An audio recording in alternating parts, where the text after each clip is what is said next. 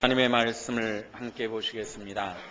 구약 성경 중 사사기 4장 1절부터 10절 말씀을 저와 여러분이 교독하여서 말씀을 보시겠습니다. 사사기 4장 1절부터 10절입니다. 찾으셨으면 교독하여 봅니다. 에훗이 죽으니 이스라엘 자손이 또 여호와의 목전에 악을 행하며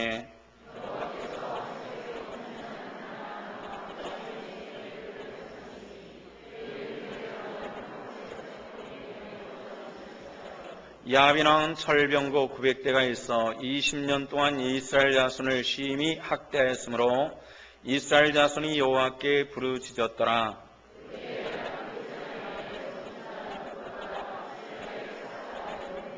그는 에브라임 산지 라마 베델 사이 드보라의 종려나무 아래에 거주하였고 이스라엘 자손은 그에게 나아가 재판을 받더라.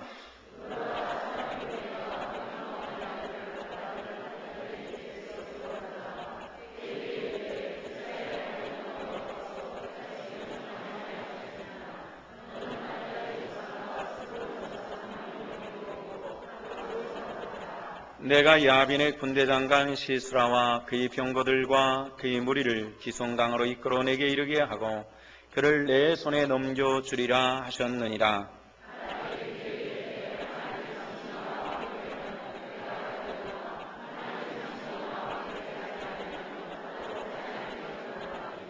이르되 내가 반드시 너와 함께 가리라. 그러나 내가 이번에 가는 길에서는 영광을 얻지 못하리니 이는 여호와께서 시스라를 여인의 손에 파실 것임이라 하고 드보라가 일어나 바락과 함께 게데스로 가니라.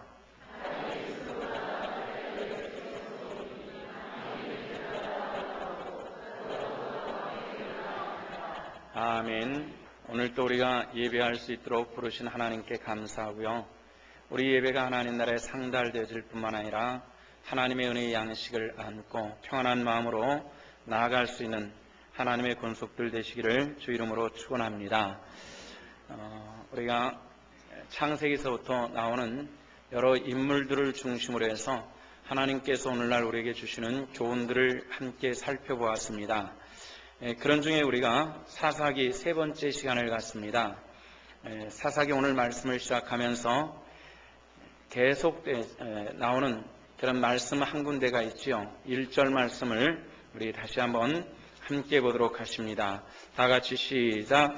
에훗이 죽으니 이스라엘 자손이 또 여호와의 목전에 악을 행하며. 자, 뭐라 그랬죠? 이스라엘 자손이 또 여호와의 목전에서 악을 행하며. 또 여호와의 목전에서 눈앞에서 악을 행했다. 이렇게 얘기를 합니다. 택함받은 하나님 백성들이 하나님의 은혜를 따라 살지 못하고 틈만 나면 악을 행하고 또 행하고 반복하는 이런 걸 볼 수가 있죠. 에훗이 죽고 나서 또 80년 동안 땅이 참 편안하게 지냈다 싶었더니 시간이 지날 때 이스라엘 백성들이 하나님의 은혜를 또 잊어버리고 말았습니다. 이스라엘 백성들의 가장 큰 문제라면은 하나님의 은혜를 자주 잊어버린다는 것입니다. 성도 여러분들, 하나님의 은혜를 잊지 않기를 주 이름으로 부탁을 드립니다. 잊어버리면 뭐를 행하냐면 하나님 목전에서 악을 행하기 쉽기 때문에 이것이 커다란 문제라는 것입니다. 자, 하나님께서 이 백성들이 악을 행함으로 징계를 주셨습니다. 그 징계의 종류가 지난번과 에훗과 그리고 삼가리를 볼 때와 똑같은 그런 모습인데요. 가나안 왕 야빈의 손에 그들을 붙였다. 이렇게 말씀합니다. 이 말의 뜻은 뭘 얘기하는 것이죠? 가나안 사람들의 식민지가 되었다. 압제를 받았다. 이런 의미입니다. 36년 동안 우리나라가 압제를 받고 일본에 의해서 수탈을 당하고 어려움 당했던 이런 모습이 이 가나안 땅 이스라엘 백성들에게 이루어졌다. 이런 말씀입니다. 그 이유가 무엇이라고 그랬어요? 하나님 목전에서 악을 행하였다. 이렇게 얘기를 합니다. 택함받은 백성들이 어려움을 당한 일들이 있는 것이죠. 하나님의 백성들이 어려움을 당할 때에 이것이 가나안 왕 야빈이 우연하게 이스라엘 백성들을 침공을 하고 그들을 어렵게 만든 것이 아니라는 것이죠. 성경에 보면은 하나님께서 만드신 것들, 생명이 있는 것들에 대해서는 아주 적은 것일지라도 여기에 하나님의 계획과 섭리가 있는 것을 알 수가 있습니다. 어디서 봅니까? 참새 한 마리도 하나님의 뜻이 아니거든 땅에 떨어지는 일이 없다, 이렇게 말씀을 했습니다. 하물며 하나님의 형상을 따라 창조되진 사람의 일에는 반드시 하나님의 계획과 섭리가 있을 것이고요. 더군다나 버림받은 사람들이 아니라 택함받고 은혜받은 저희들에게 하나님의 계획과 섭리가 반드시 역사하시는 줄로 믿으시기를 바랍니다. 그래서 어려움이 있을 때에 우연이 아닙니다. 기쁜 일이 있을 때 우연이 아닙니다. 여기에 하나님의 계획이 있다는 것입니다. 더군다나 하나님의 백성들이 힘들고 어려운 일을 경험할 때에 왜 그러실까? 하나님의 뜻이 무엇일까를 분별할 수 있는 분별의 눈을 뜰 수 있는 우리 성도들 되실 수 있기를 주 이름으로 부탁을 드립니다. 이제 택함받은 이스라엘 백성들에게 공고하는 것은 우상에게 떠나자는 겁니다.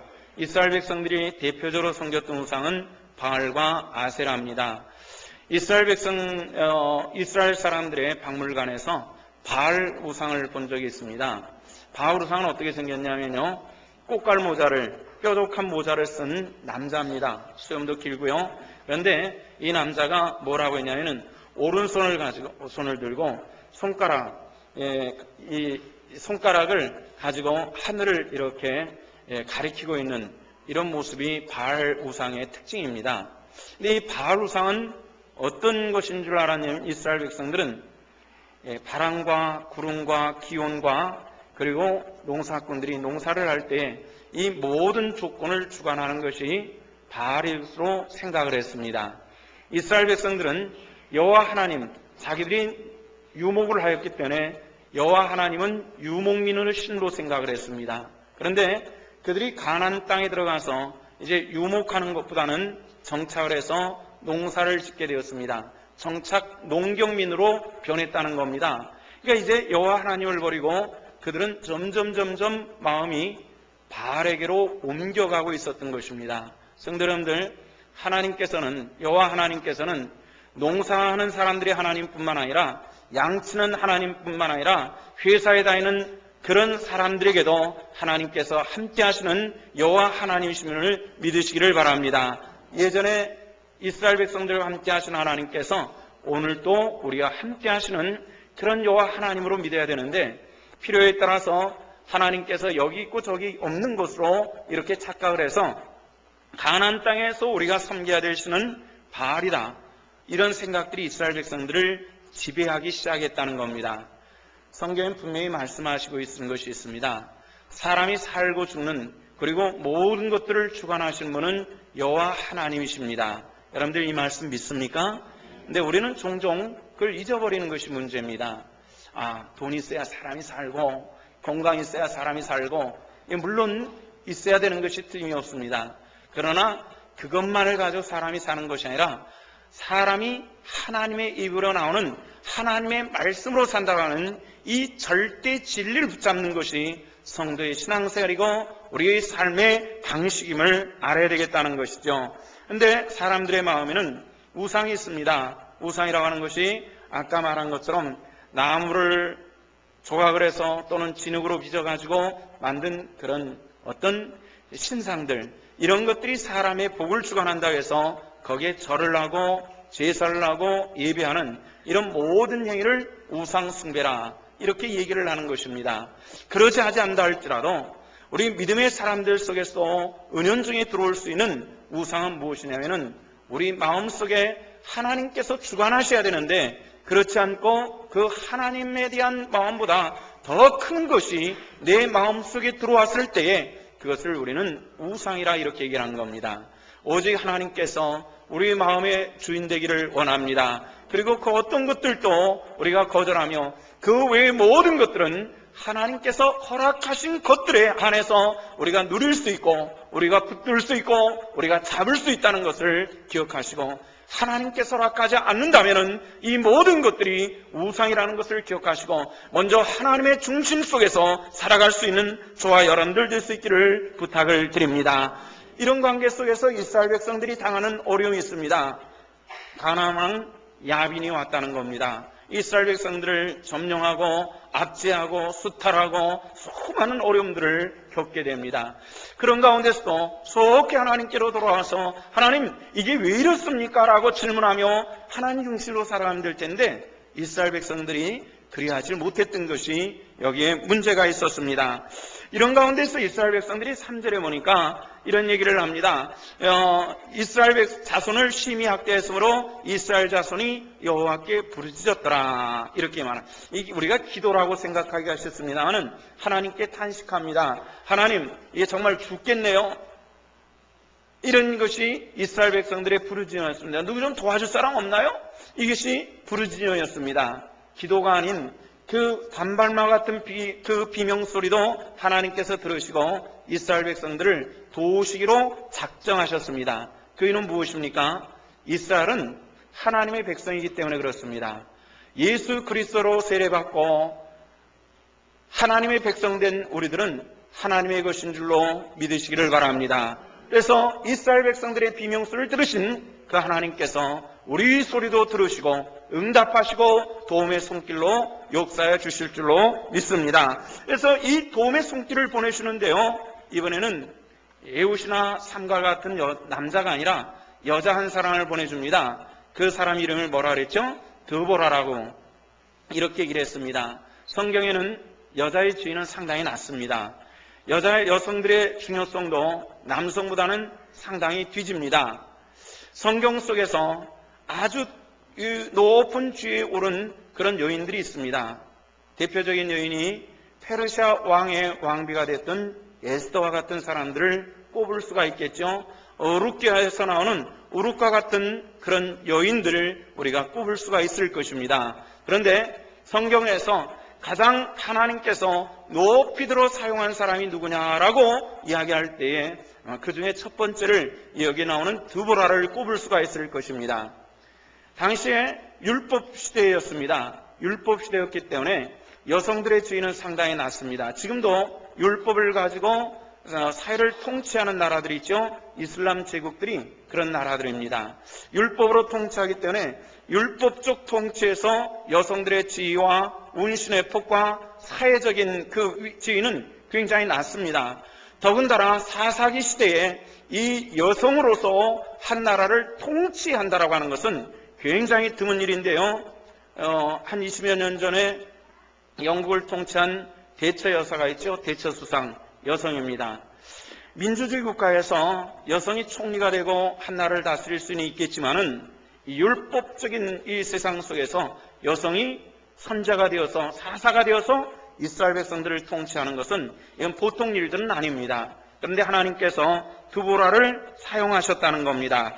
이 드보라를 사용하셨는데 드보라는 마치 역도 선수처럼 장미란처럼 아주 덩치가 크고 아주 장대하고 힘있고 소리 지르면 남성처럼 아주 커다란 톤으로 나갈 수 있는 그런 사람인 것처럼 생각되는데 성경을 자세히 살펴보면은 드보라라고 하는 여성은 외적인 조건은 오늘 여기 앉아있는 우리 여자 성도들과 똑같은 그런 모습이었다는 것을 알 수가 있습니다. 그건 왜 그런가요?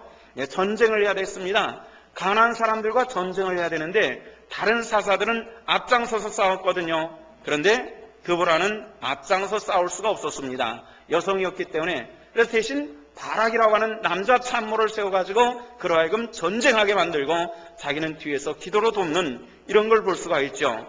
하나님께서 사람을 부르셨는데 이 선자 드보라를 부르셨습니다. 이 드보라라는 여인에 대해서는 성경은 많은 정보는 없습니다. 다만 라피돗의 아내 되었던 것밖에 나와 있질 않습니다. 여자라고 하는 것과요. 그리고 그 선자라고 하는 것입니다. 선자의 역할은 어떤 것이냐면은 오늘날 같이 성경이 전부 편집되어지고 기록되어진 때가 아니었습니다. 또 그 당시는 여호수아서 성경까지만 있을 때였습니다. 성경이라고 하는 것도 이렇게 편집되어가지고 작은 책 안에 모든 말씀이 들어있는 것이 아니라 양피지 기록을 했습니다. 창세기 하나만 해도 이런 두루마리 양피지가 몇 개 있어야 됐습니다. 하나님 말씀을 찾아 읽으려면 양피를 다 펴서 읽어야 됐던 이런 상황입니다. 사람이 성경 말씀을 읽기는 매우 어려웠고요. 성경 말씀을 접한다라는 것은 이것은 굉장히 힘든 그런 일들이었습니다. 그래서 그 당시의 사람들에게는 하나님께서 특별한 방법을 통해서 말씀해 주셨는데 선자에게 말씀하시고 선자들은 대언을 했습니다. 대언은 어떤 것입니까? 하나님을 대신해서 말씀을 백성들에게 전달하는 역할을 하는 것이 선자였습니다. 이 드보라는 여자 선자였다라고 얘기를 합니다. 이 드보라는 하나님의 말씀을 듣는 사람이었고 하나님의 말씀을 들은 것을 가지고 증거를 했습니다. 그래서 오늘 성경 말씀에 보면은 자기 참모인 바락을 전쟁터에 내보낼 때 하나님께서 내게 이렇게 말씀하셨다라고 이야기할 수 있었던 것입니다.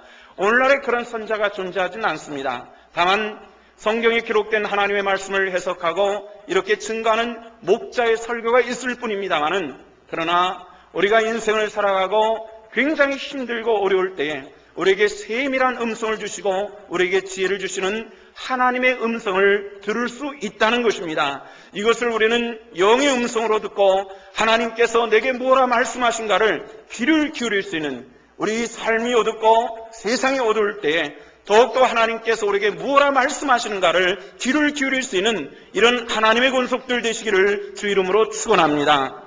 이런 말씀 하나를 드리겠습니다. 저도 30여 년 전에 하나님의 말씀을 들은 적이 있었습니다. 그때는 어느 때였냐면은 몇 번의 휴학을 거쳐가지고 또다시 복학을 했는데, 그때가 어느 때였냐면은 이 군부가 나타나가지고 이 정권을 장악해 나가는 과정 속에서 광주 사건이 일어나고 정치가, 우리나라의 이런 이 환경이 굉장히 아주 혼돈스러운 그런 때였습니다. 복학을 했는데 조금 공부를 하고 학교가 휴교를 했습니다. 오고 갈 데가 없는 상황 속에서 시흥군 소래읍이라고 하는 곳에 가서 교회를 개척을 하게 됐습니다. 그때가 26살입니다. 말이 개척이지 들판에서 예배를 드리고 비가 오면은 남의 집 사랑방에서 예배를 드리는 그런 형편의 예배였습니다. 이것이 매우 딱하게 보였던지 예수를 믿지 않는 지금 수원 여상의 선생님 한 분이 헌금을 좀 해주었습니다. 전도사님, 이걸 가지고 좀 어떻게 좀 해보십시오 하고서 헌금을 조금 해주었습니다. 믿지도 않는 사람이. 그걸 가지고 이리저리 머리 굴리고 계산을 해보니까 딱 24인용 군용 천막을 하나 살 수 있는 돈이었습니다. 그래서 그걸 사기 위해서 시흥군 소래읍에서부터 리아카를 끌고 저 오류동 물레동을 거쳐가지고 영등포를 거쳐서 노량진을 거쳐서 용산을 거쳐서 남대문까지 가서 24인용 군용 텐트를 하나 샀습니다. 리아카에 싣고 또 그것을 거꾸로 거슬러 가지고 시흥군 소래읍까지 가서 그곳에서, 그러니까 텐트 하나를 사는데 용단차를 하나를 빌려야 되는데 그 돈이 없으니까 리아카를 끌고 하루 왼종일 와가지고 그걸 끌고 다시 돌아가니까 한밤중이 되었습니다. 그때 먹은 것은 딱 짜장면 한 그릇밖에 못 먹었습니다. 그렇게 끌고 가서 그곳에서 텐트를 치고 한 번 예배를 드렸는데 마침 가까운데 군부대가 하나 있었습니다. 군부대가 하나 있었는데 알고 보니까 지금의 정보 부대였어요. 그러니까 그곳에서 와가지고 텐트를 걷어가 버리고 말았습니다. 딱 예배 한번 드리고 아주 허망한 일이 벌어졌는데요. 어떻게 해가지고 남이 짐승 키우는 곳을 빌려가지고 예배 초소를 하나 만들어서 그렇게 예배를 드리고 성도들은 하나씩 불어가가지고 한 30명 정도 이렇게 되어갔습니다. 그런데 마침 그때 또 형님이 갑자기 세상을 떠났습니다. 그리고 남는 것은 젊은 형수님, 3살 먹은 딸 하나, 1살 먹은 딸 하나, 9달짜리, 뱃속에 9달짜리 조카, 그렇게 해서 셋하고 형수하고 그리고 어머니하고 이 5명이 입을 살려야 되는 그런 책임이 저에게 주어졌습니다. 이게 뭐 감당할 수 있는 그런 입장이 아니었습니다. 이걸 어떻게 할까? 이게 어떻게 내가 고물까지 주워 모아가지고 팔아가지고 신학교에 다시 복학했는데 말이지, 이걸 그만둘 수 없다라는 이런 생각에 할 수 없이 입을 끌고 그 예배 초소에 가가지고 자는 동 기도하는 동 매일 엎드려가지고 그렇게 하나님께 어쩌면 생떼인지 모르겠지만은 하나님 좀 어떻게 해보세요. 어떻게 해요? 내 생각에는 계산이 만들어지지 않습니다 하고서 그렇게 기도하다가 또 졸다가 기도하다가 그랬는데 어느 날 하나님의 음성이 들렸습니다. 이런 음성이었습니다. 너는 내일을 하고 나는 내일을 하겠다라는.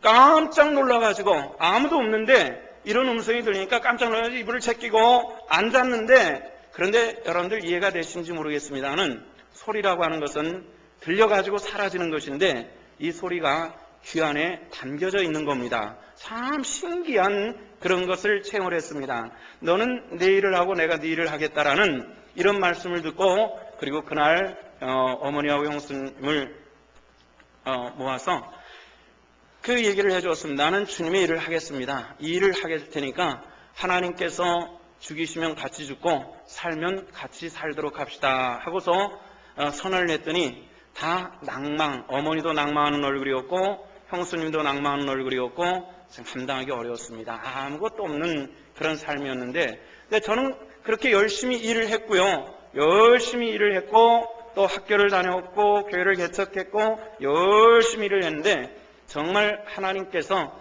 제가 염려되는 일을 해주셨습니다. 5년 만에 하나님께서 늘 부르셨는데 아무것도 없는 집안에 서울에서 집을 2채 반을 저희 형수님에게 허락하시는 놀랍고 크신 축복을, 이 물질의 얘기를 해서 죄송합니다만은 당장 살아야 되는 이 심각한 상황 속에서 하나님께서 염려할 만한 일들을 전부 제거하시고 부어주시는 하나님의 축복을 체험해 본 적이 있습니다. 물론 우리가 하나님의 음성을 듣기는 쉽지는 않을 것입니다. 그러나 우리가 인생을 살아가면서 인생의 어두운 일을 경험했을 때 우리가 어떻게 이 문제를 취급해 나가느냐는 굉장히 문제입니다. 어떤 분들은 그런 이들도 있습니다. 아주 평범한 상황 속에서는 기도 열심히 하는데 저 양반 정말 기도해야 될 텐데 왜 기도하지 않나 라고 싶어서 당신 기도해야 될 텐데 지금 왜 기도하지 않냐 물으면은 마음이 답답해서 기도하지 못해요 라고 얘기를 합니다. 여기에 문제가 있다는 겁니다. 더욱 그럴 때, 어두울 때, 혼돈할 때, 길이 보이지 않을 때 더욱 하나님 앞에 깊이 무릎 꿇고 주님의 손을 붙드는 하나님의 권속들 되시기를 주 이름으로 부탁을 드립니다. 길을 가르쳐 주실 것입니다. 내 어두운 길을 밝혀주시고 나아갈 곳을 허락하시는 하나님의 놀라운 은총을 우리 가운데 허락하여 주실 줄로 믿습니다. 이스라엘 백성들이 그런 경험을 합니다. 출애굽을 하죠. 모세는 이스라엘 백성들을 이끌고 홍해를 건너서 약속의 가나안 땅을 향해서 가려고 하는데 앞에 홍해가 막혀있습니다. 사람이 건널 수 없는 바다입니다. 뒤에는 바로의 군대가 전차를 타고 쫓아오는데 그 광야에서 몰아치는 뽀얀 흙먼지는 이스라엘 백성들을 당황하게 만들고 절망스럽게 만드는 그런 상황이었습니다. 이스라엘 백성들이 우왕좌왕합니다. 막 그냥 날뛰기 시작합니다. 그런 가운데 한 사람 모세는 하나님 앞에 무릎을 꿇고 그리고 응답을 받았습니다. 그리고 무릎을 꿇은 데서 일어나서 이스라엘 백성들에게 뭐라 외치냐면 너희가 오늘 잠잠하여 여호와 하나님께서 하시는 일을 바라볼지어다 이렇게 말씀하시는 겁니다. 할렐루야. 이 은혜를 베풀어 주시는 겁니다. 여러분들 성경에 보면은 들레지 말지어다 라는 말을 종종 볼 것입니다. 들렌다라는 말은 뭐죠? 펄렁거린다는 겁니다. 신앙생활이 가벼워지는 겁니다. 가벼워져서 펄렁펄렁 조금만 바람이 나면 그냥 길가에 있는 신문지가 바람이 조금만 나면 펄렁펄렁거리는 것처럼 신앙이 펄렁펄렁거리는 이것을 들렌다라는 표현을 했습니다. 펄렁거리는 신앙에는 하나님의 은혜가 고일 수 없다라는 것을 우리에게 보여주시는 겁니다. 성도 여러분들, 하나님의 은혜의 사람이 되기를 원한다면은 들리지 않고 좀 진중한 가운데서 하나님의 은혜의 날을 기다릴 수 있는 그 진정한 신앙으로 하나님 앞에 엎드릴 수 있는 우리 성도들 되어주시기를 부탁을 드립니다.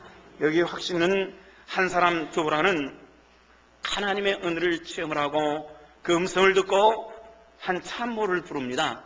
바락이라고 하는 남자인데요. 7절에서 그 참모를 부르며 그리고 그에게 임무를 수여합니다. 하나님께서 너와 함께 하실 것이다. 저 사람들을 내 손에 붙이셨느니라 하면서 그를 붙여나가는 겁니다. 한 사람 이 어렵고 힘든 시간 속에서 한 여성의 마음에 확신이 차 있다는 겁니다. 이 세상에 아무리 어두울지라도 한 사람의 확신 있는 사람은 모든 집단을 이끌고 갈 수 있는 힘이 있는 겁니다. 한 20여 년 전에 미국의 대표적인 자동차 회사 중에서 클라이슬러라고 하는 회사가 있죠. 이 클라이슬러 회사가 부도로 막 넘어갈 때에 아야코카라고 하는 사람이 이 회사를 맡게 됩니다. 회장으로. 그리고 아무도 다시 이 회사를 회생시킬 수 없다고 말하는데 아야코카가 아주 멋있게 회사를 살려놓습니다. 그때 미국 사람들이 차기 대통령을 아야코카를 세우자 하는 그런 얘기들이 많았죠. 그런데 아야코카는 회사에 전념하다가 그리고 은퇴를 하고 자서전 하나를 내어놓았습니다. 이 자서전에서 이런 얘기를 합니다. 삶의 승패는 환경으로 만들어지는 것이 아닙니다. 오직 그 사람 속에는 확신으로 만들어지는 것입니다. 이런 얘기를 했습니다. 성경 말씀이 아니라 좀 인간적인 표현인 듯 싶습니다만은 진리에 가까운 말씀이기도 합니다. 환경이 중요합니다. 저도 그 환경에 대해서 열망해 본 적이 있습니다. 하나님, 조금만 좀 뒤무려 줄 수 있으면, 나를 조금만 뒤 좀 밀어줄 수 있는 사람이 있었으면 하는 그런 생각을 늘 하면서 살아왔습니다. 지금 이 시점에서 조금만 더 힘이 됐으면, 조금만 더 힘을 받았으면 더 잘할 수 있을 텐데 하는 이런 아쉬운 생각을 늘 하면서 지금까지 해나왔습니다. 그러나 중요한 것이 있습니다. 더 중요한 것은 환경도 굉장히 중요합니다만은 때로는 환경이 사람을 파멸로 만들 수 있다는 사실도 여러분들 기억하시기를 바랍니다. 환경이 결국은 사람을 온전하게 하는 것이 아니라 그 사람 속에는 이 믿음과 확신이 있을 때 일을 만들어 나갈 수 있다는 것입니다. 성도 여러분들, 세상은 우리에게 더 좋은 환경으로 만들어가지는 않을 것입니다. 그러나 믿음의 사람들에게는 하나님의 존재하심, 그 믿음의 확신이 있음을 통해서 하나님의 영광의 도구로 쓰임받는 이 놀랍고 크신 축복이 우리 성도들 가운데 함께 하시기를 원합니다. 같은 맥락에서 윌리엄 제임스라고 하는 철학자가 이런 얘기를 합니다. 여러분들 행복한 사람이 되고 싶습니까? 그러면 행복한 사람처럼 말하고 행동하십시오. 이 말을 반대로 얘기를 하면 불행한 사람이 되고 싶습니까? 그럼 불행한 사람처럼 얘기하고 행동하십시오. 그럼 불행한 사람이 될 것입니다. 이런 얘기입니다. 정말 그렇습니다. 목회를 하면서 여러 유형의 사람들을 만났습니다. 여러 유형의 사람들을 만나는 가운데 행복한 사람은 행복한 언어를 가지고 있다는 것입니다.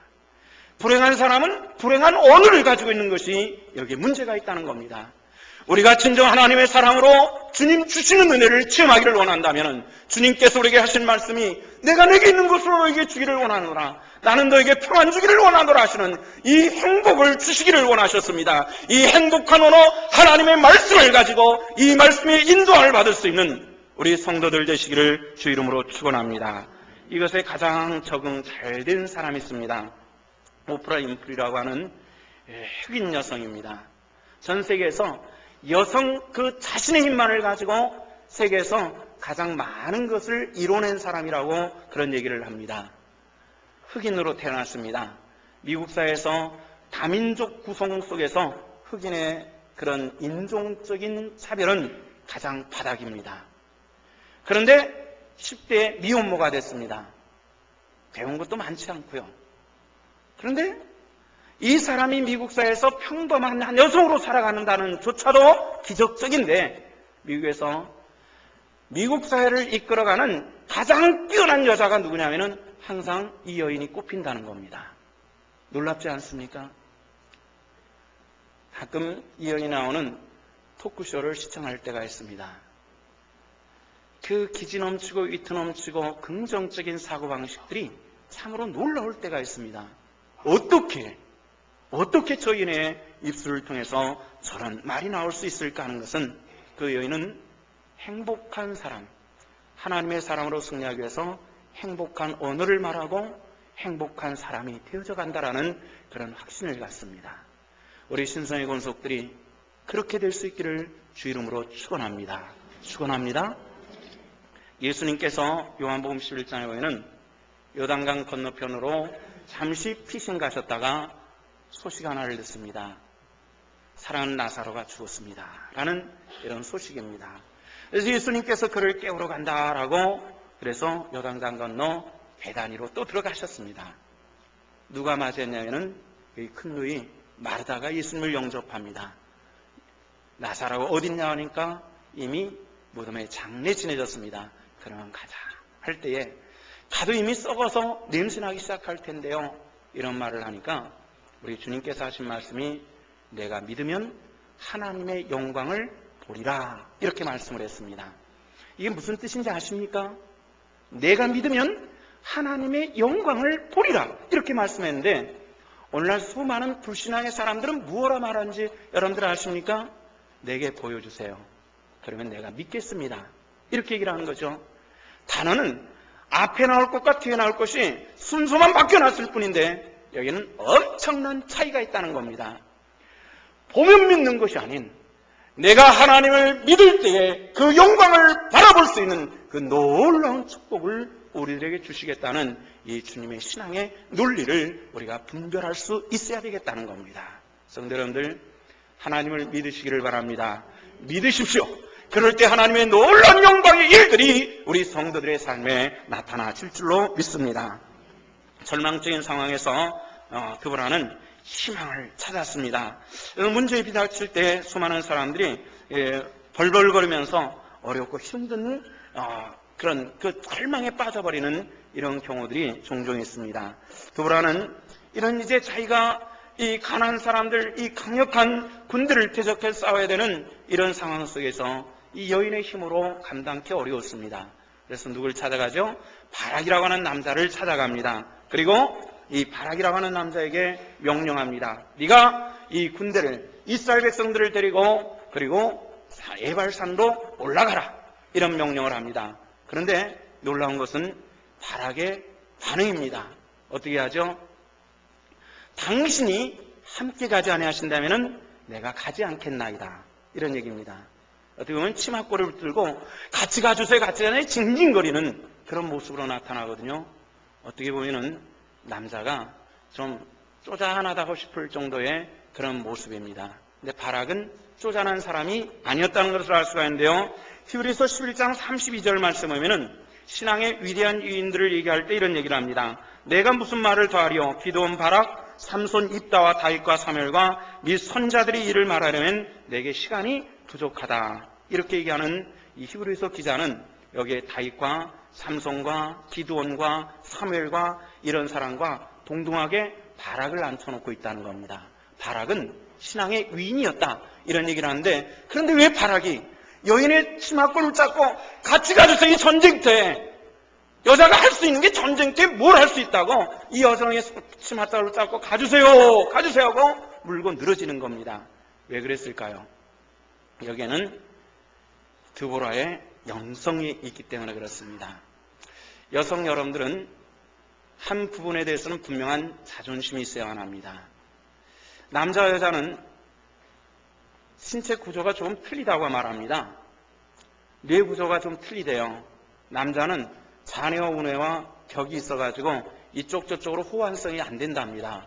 근데 여자는 여기에 호환할 수 있는 선이 몇 개가 있어가지고 잔해, 운해가 함께 움직이며 부족함을 호환하는데 특별히 언어적 구조에 그것이 많이 사용된답니다. 여자분들 보면은 어떤 부분에 대해서 굉장히 뛰어나요. 친화력이 굉장히 뛰어납니다. 남자들 보면요. 우리 좀 이따가 예배 끝날 무렵에 인사 좀 나누시죠. 그러면 여자들은 인사가 참 되는데 남자들은 누가 인사하면 뭐라고 할지 몰라가지고 앞만 쳐다보는 그 요상한 분위기들이 있거든요. 그게 뭐 여자들은 그래서 집에 가가지고 좀 하지 말이야 그렇게 뭐 안 한다고 그러는데 쑤실 필요가 없어요. 남자들 구조가 그래요. 어쩔 수가 없어요. 저희 어머니 추도 예배 때 누님 세 분이 저희 집에 와서 같이 추도 예배를 드리게 되는데 한 번은 혈압이 안 좋다 그래서 저희 집에 마침 옛날에 쓰는 수온이 올라가는 혈압계가 있어요. 그래서 그걸 가지고 혈압을 잰다고 하는데 그 혈압계는 꼭 이 청진기를 꽂고 혈압을 맥박 뛰는 것을 보잖아요.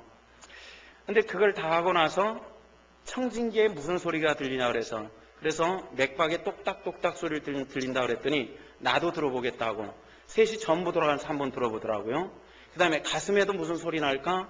근데 가슴에 들어보니까 그 가슴에는요, 이 피 흐르는 소리, 휙휙 소리가 또 나거든요.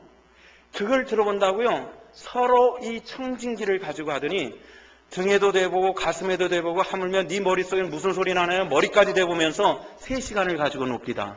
전 상당히 놀랐어요. 여성들의 기능은 남자들 주면요 3분 이상은 절대로 못 놀아요. 그거 가지고. 근데 여성들은 그 청진기 하나 가지고 3시간을 놀 수 있다는 놀라운 사실을 발견했습니다. 참 놀래요. 제 조카 중에서 쌍둥이 여자아이들이 있거든요. 저희 숙모님이 이 쌍둥이 아이들 보기가 참 쉽대요. 그게 뭐냐면은 보자기 하나만 던져주면 한나절을 논답니다. 근데 쌍둥이 남자아이들은 그게 안 된대요. 보자기 던져줘가지고 하루 노는 건 불가능하다는 거예요. 이게 남자아이들과 여자들의 차이점인데요. 아주 놀랍습니다. 오해되실지 모르겠습니다만은 저희 부부도 가끔 언쟁을 할 때가 있습니다. 대체로 거의 대부분 절대적으로 제가 집니다. 근데 돌아서서 계산해보면, 따져보면은 머릿속으로 세밀하게 계산해보면 이렇게 내가 질 게 아닌데 그래가지고 다시 돌아가지고 다시 붙죠. 또 저기서 즉각적으로 반격 안 하면은 저게 맞아요. 돌아서죠. 저게 아닌데 싶어가지고 또 붙어요. 또 깨져요. 여성들의 언어적 능력, 순발력은 대단합니다. 아마 그건 저뿐만 아닐 거예요. 남자들 아마 대부분이 그럴 겁니다. 그래서 마지막으로 하는 방법이 뭐죠? 소리 뻑 지르는 거. 그만해! 그래놓고 비로소 이겼다고 스스로 자유하는 것이 남자들의 모습입니다. 바락 얘기 나오다 보니까 왜 갑자기 부부싸움까지 왔죠? 바락이 두보라의 치맛대로 가주세요 하는 것은 뭐냐면은 이 여성의 그 영성입니다. 새벽에도 보세요. 저도 마찬가지지만요. 기도하라고 설교 끝나고 주기도문 끝나고 놔두면은 남자들은 10분이면 다 나가버려요. 근데 여성들은 한참을 기도하거든요. 저희 집도 마찬가지예요. 하나님께서 남성들의 행동 뒤에는 그런 정적인 데서 하나님과 깊은 대화를 할 수 있는 그 구속도 여성들에게 남겨뒀다라는 그런 확신이 있습니다. 성도 여러분들, 아내들이 기도하는 분들은 감사하시길 바랍니다. 바락처럼 치마꼬리라도 붙잡고 감사하다고 얘기할 수 있어야 돼요. 만약에 기도하지 않는다면 그 여자는 책임을 기피하는 것인 줄 아시고 오늘 회개하고 가시기를 바랍니다. 하나님은 회개하십니다. 그렇게 해서 바락은 그 여인들을 두보라라는 여인을 이끌고 모시고 전쟁터에 나갑니다. 그리고 승리를 하죠. 가나안 사람들을 다 내어쫓습니다.